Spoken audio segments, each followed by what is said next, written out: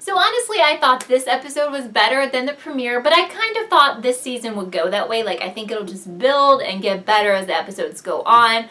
What did you think? I'd love to know down below. But just as I predicted last week, Chanel 5 did not die. I don't think anyone really thought she was going to die, but I gotta admit, this makes her look pretty shady, because why did the green meanie spare her life? Like, he or she totally could have killed her so easily. So is she possibly one of our killers? Honestly, she is my only suspect so far because that was so shady. But even though I'm saying that, come on, we've watched season 1. We know they're going to make everyone look shady AF, so it could be anybody. I'm just saying, if I've got to pick someone right now, I'm going to go with her, but who really knows? I want to know your theories though, so whoever you think is one of the killers, let me know down below, and please let me know why you think so. Oh, one more thought on that though. I know a lot of people on my video last week said that they definitely thought Zayday was one of the killers, and I wasn't really getting those vibes last episode, but we had our live chat this week, and I think it was Nate who said in the comments of the chat that it should be Zayday because Denise was just so convinced last season that Zayday was the killer.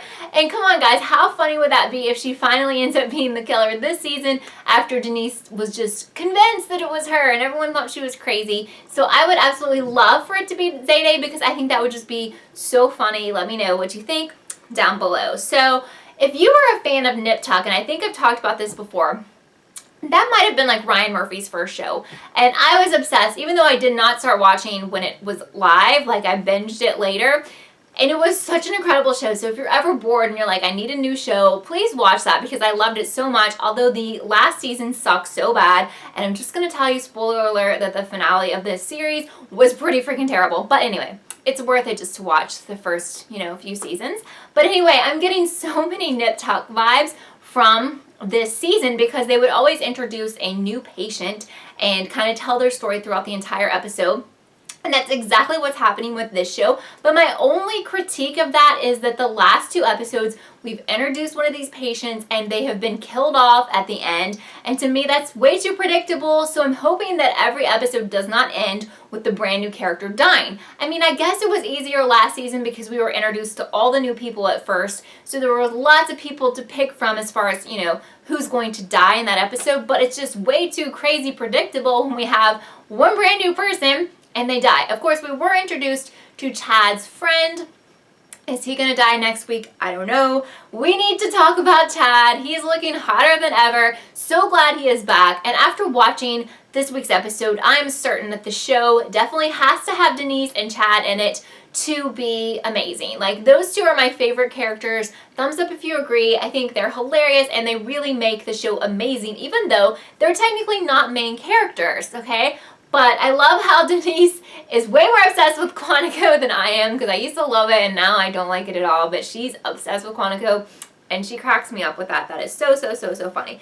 So we learned more about the Halloween massacre of 85, which I think was important because I know a lot of people ended up being really confused after the premiere. They're like, I don't really understand what happened in the 80s at this hospital. But we learned that everyone was murdered, obviously by the green meanie. And I know a lot of people say that Nurse Hoffel is that woman who was pregnant from episode 1. So that seems likely. And a lot of people think the baby is one of our killers.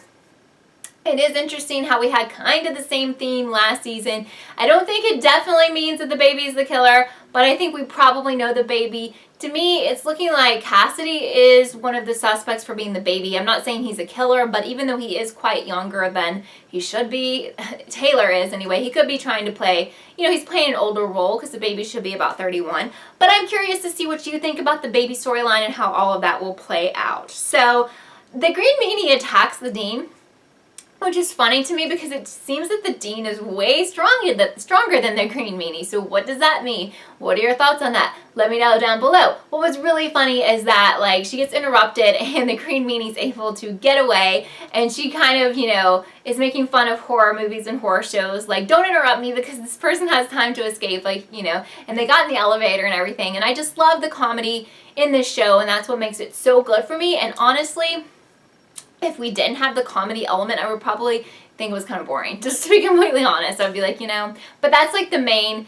driving force of this series. So, it was so great to see Hester actually in present day. Yes, we did see her last week with some flashbacks about what had been going on since last season, but it was definitely like a nod to Silence of the Lambs, if you've seen those movies, where she was in her cell or whatever, and I just thought it was so funny how she was trying to get out and asking for like expensive face moisturizers or whatever that are discontinued. She claims that she knows stuff that can help them. Now, I don't know if she's connected in some way to the Green Meanie or if she's just totally making this up because she wants to be released from jail, but I would love to know what you think. Please tell me down below.